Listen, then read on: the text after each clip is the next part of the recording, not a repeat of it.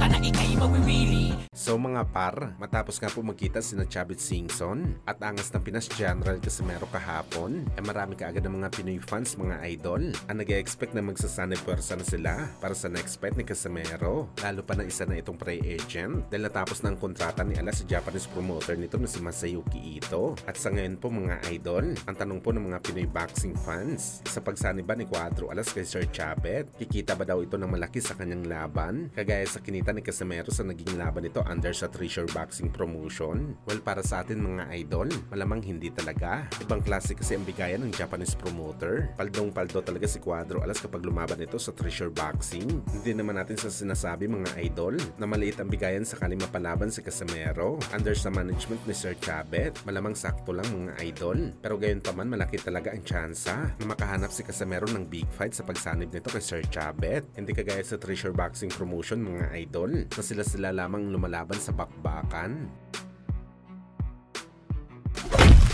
Samantala halos 9 na araw na lang nga po mga idol, mangyayari na ang bakbakan sa pagitan ni Jake Paul kalaban si Mike Tyson, kung saan ngayon pa lang mga idol, tila ina-expect na ng mga boxing experts na magiging record-breaking ang laban ng dalawang fighter. Pagdating sa live audience at pay-per-view ng laban, meron na nga mga report mga idol na sa laban daw ni Jake Paul kay Mike Tyson, sigurado kikita na daw ito mga idol ng $40 million. Hindi pa daw dyan kasama ang kikitain nito sa pay-per-view. Walang ganitong purse money mga idol. Nasapawan pa nito ang kinita ni Canelo Alvarez sa kanyang huling laban kontra kay Edgar Berlanga na meron lamang guaranteed purse money ang Mexican superstar ng $35 million lamang. Well, nakakatawa isipin mga idol na sinapawan lamang ni Jake Paul na isa lamang itong YouTuber boxer ang kinikilala na biggest cash cow ng boxing. At sabi pa ng mga boxing fans mga boss, sakaling manalo daw si Jake Paul sa laban nito kay Mike Tyson sa November 15, malamang isa na daw ito sa mga target ni Canelo Alvarez dahil bukod sa easy fight ito para sa Mexican champion, easy money fight din na magiging laban at isa pa para putulin na ni Canelo ang sungay ni Jake Paul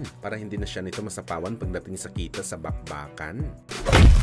Sa kabilang banda naman mga idol, Women's WBC Minimum Weight Champion na si Yokasta Valle, piniling ating pambansang kamao Manny Pacquiao bilang pinakamabilis na fighter sa history ng boxing sports. Kung saan ayon kay Yokasta mga idol, marami daw mabibilis na boxer sa sports ng boxing, pero iba daw talaga ang bilis na taglay ng Pinoy legend sa bakbakan. Hindi lang daw kasi mga idol ang kamao ni Manny Pacquiao mabilis sumuntok, pati daw ang bilis ng mga paa ni Pacman, ibang klase din daw. At para sa kagaya ni Yokasta mga boss, mahirap daw pagsabay ng bilis ng kamay at paa sa bakbakan. Pero pagdating daw kay Pacman mga idol, natural lang daw sa kanya ang mga bagay na to. Nagpapakita lang talaga na ibang level talaga si Pacman na klaseng boxer.